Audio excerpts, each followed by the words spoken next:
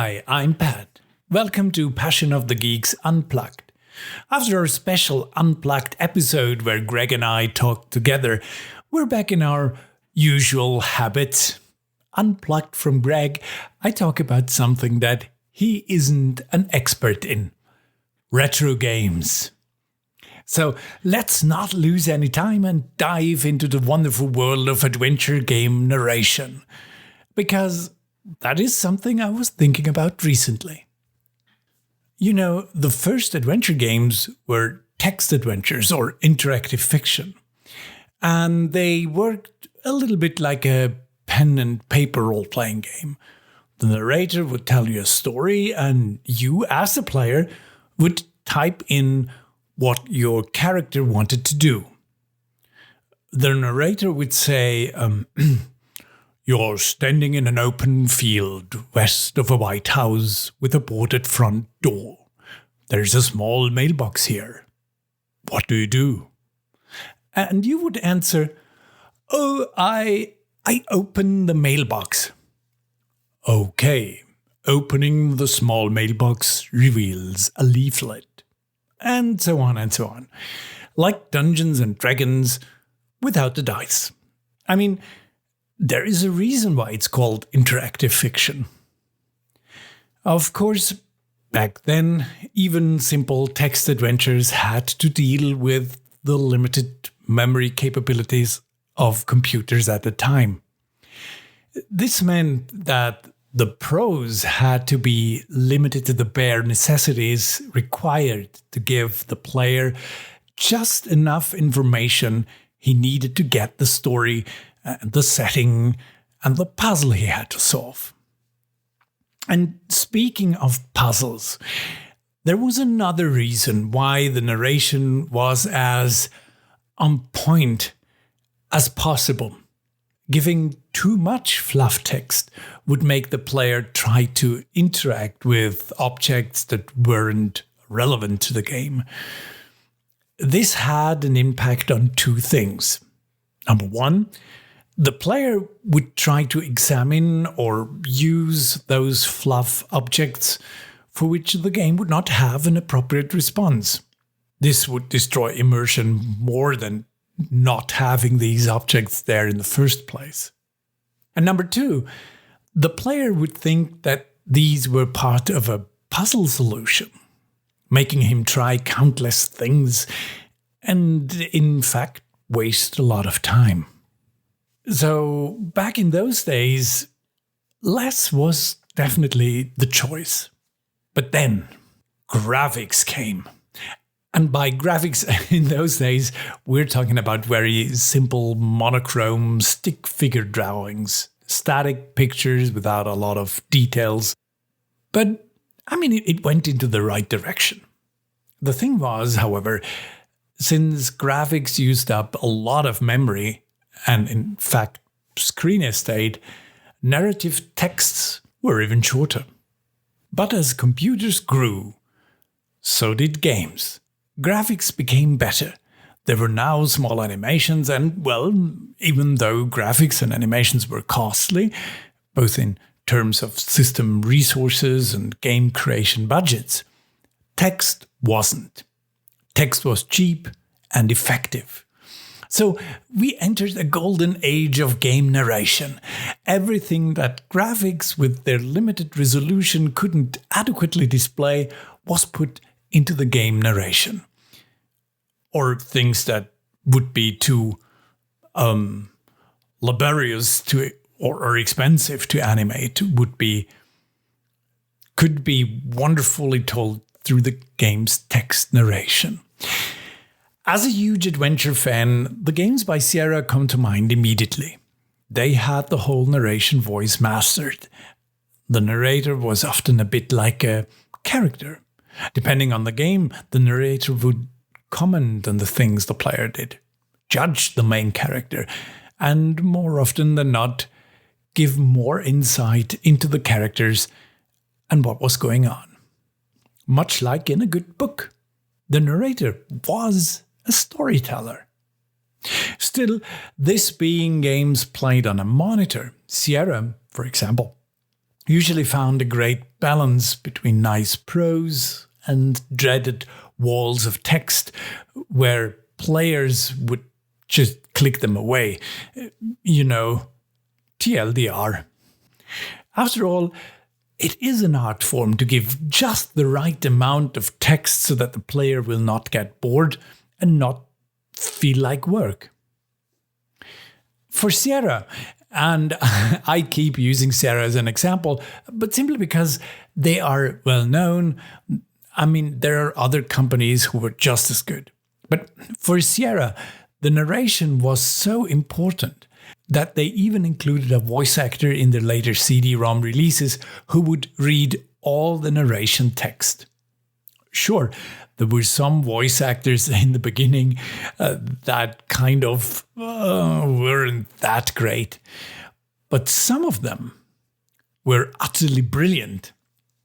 The narrator of King's Quest VI, for example, had this wonderful fairy tale storyteller voice. In Gabriel Knight, we got Virginia Capers, who delivered a truly outstanding narration with the voice of a Creole lady. Or the always great John Rhys-Davies, who was an awesome narrator in Quest for Glory 4, delivering his lines with this cool mix of sincerity and tongue-in-cheek humor that elevated the game to the next level. But let's very quickly look at the other big adventure company, LucasArts, or Lucasfilm Games. They had their own style of storytelling. They were under the impression that you could show the things happening through graphics and animations and would not need to explain things. Were they right? Well, they certainly were not wrong.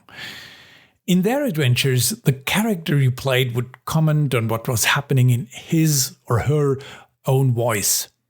The character would basically talk to the player, breaking the fourth wall, or at least would appear to talk to him or herself. Now, there's nothing wrong with that. I talk to myself all the time, but it always gives a very limited point of view. There is no added dimension to the narration through a third person. And usually those comments the character did were a lot shorter than common narration texts. Let me give you an example. Let's take two games with a similar situation. Opening a small chest. Guybrush Threepwood in Monkey Island 1 opens a chest in the hold of his ship, the Sea Monkey. Looking at the chest, he says something like, "There is some very fine wine in here. I'll grab it." In King's Quest VI, there's also a small chest that is partially buried in the sand. Opening it, Alexander, our main protagonist, says nothing. But the narrator tells us, "The box must have opened in the sea, spilling its treasure. Everything has been washed away except for one single coin of Daventry." That's about 3 times the amount of words. In the end, it's just fluff. Do we need to be told that? No, we don't. We are intelligent enough to kind of deduct what might have happened with the contents of the chest. And we, as the player, are more interested in what is still in the chest rather than what isn't there anymore. But it's nice, and it allows you to give insight to a character that a first-person comment just wouldn't be able to. Staying with the coin of Daventry, the narrator can give you simple little tidbits of information that would not work if Alexander would say them himself. Like, Alexander rubs his fingers over the indentation of King Graham's face on the copper coin and thinks fondly of home. I love that. And I think it's a great thing that a lot of smaller indie teams have returned to this kind of adventure game narration, because it allows them to tell stories without having to animate everything. But I don't see it as a necessity. I just simply love that style. Does it make it the better style of adventure? Of course not. I personally might be a huge fan of independent narrator, like in a good book, but I enjoy both styles. There are also downsides to this kind of narration. I already talked about the balance you need to find between your prose and what a player is actually ready to tolerate before he gets bored. And also, probably the most important thing when it comes to gameplay, this kind of narration practically halts the game. Now, that does not need to be a disadvantage, but while there is narration, everything has to stop or the player might miss something.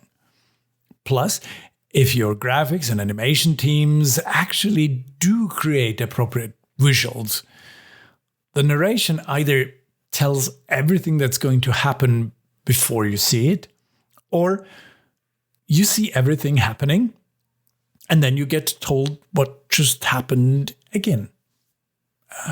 I guess it's a natural development in adventure games to go fully show, don't tell. Sierra did that too, you know. The last few adventures didn't have a narrator anymore because they had the resources and the budget to actually show it fully animated. And even many smaller indie adventure developers have ditched the narrator once they had enough resources to convey what happens through animations. Does that make me sad? Yes, a little bit. As I said, I love having an independent narrator voice that gives insight or just fluff. But what about you? Which style of adventure do you enjoy more? The narrator or the character talking to himself? So, this is it for this week. If you like this episode of Passion of the Geeks, a rating or a subscription in your favorite podcatcher would be awesome. We are on all major podcasting services and on www.passionofthegeeks.com and on YouTube. And you can send questions and suggestions to passionofthegeeks@gmail.com. And you can find us on Twitter @PassionOTGeeks. So thank you for listening and take care.